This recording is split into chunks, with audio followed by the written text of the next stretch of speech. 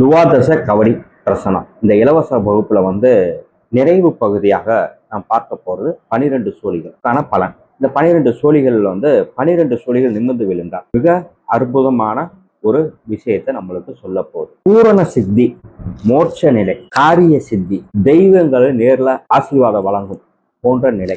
நீ எந்த மார்க்கத்தை கையில எடுத்தாலும் சரி, எந்த நிலையை கையில எடுத்தாலும் சரி, உங்களுக்கு இது அருமையா பலன் கொடுக்கும். அத பூரண சித்தி அப்படின்னு சொல்றது. மோட்ச நிலை, நிறைய கோயில் குளங்களுக்கு போறது, எல்லாத்துக்கும் எல்லாம் கிடைச்சிடாது. நம்மளுக்கு ஒரு குறுப்பணம் இருந்தால் தான் அது கிடைக்கும். இப்போ இந்த 12ங்கிறது அனைத்து காரியங்களும் சித்தி தான். இதுல தோல்விங்கிறது எதுவுமே கிடையாது.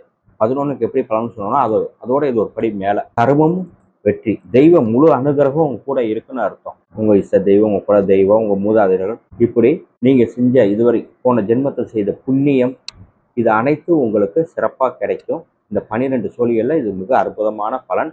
இதுல நான் இந்த 12 சோழி மார்க்கங்களுக்கு மட்டும்தான் பலன் சொல்லியிருக்கேன். இதுல இன்னும் நிறைய விரிவாக்கங்கள்லாம் இருக்கு. நான் பதிவை ரொம்ப பெருசா இழுக்கணுங்கிறத விரும்பல.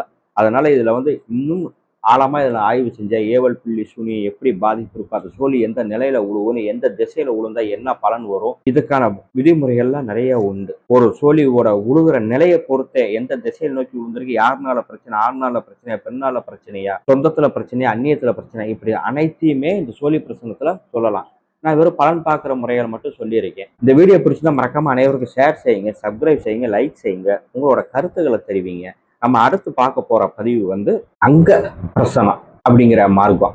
ஒருவரோட நடை உடைய வைத்தே அவர் வரும் எதுக்காக வந்திருக்கார், என்ன நோக்கத்துக்காக வந்திருக்கார், அவரோட நிலப்பாடு என்ன அப்படிங்கிறத இந்த அங்க பிரசனம் அக்கு வேற அணி வேற பிரிச்சு நம்மளுக்கு சொல்ல போகுது. இந்த அங்க பிரசனத்தை பத்தி அடுத்த வீடியோல கொடுக்கலான் இருக்கேன். நல்லது, நன்றி. நான் ருத்ரஹலி மதுரையில்.